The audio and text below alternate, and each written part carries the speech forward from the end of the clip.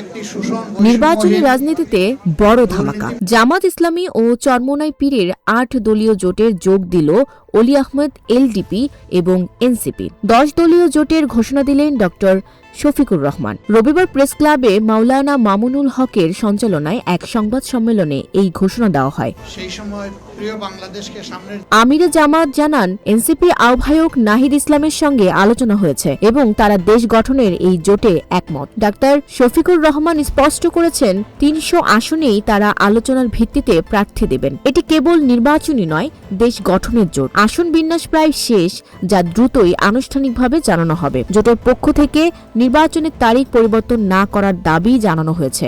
তারা আশা করছেন কমিশন ও সরকার সঠিক সময়ে সুষ্ঠু নির্বাচন নিশ্চিত করবে। Desk report, news flash 71।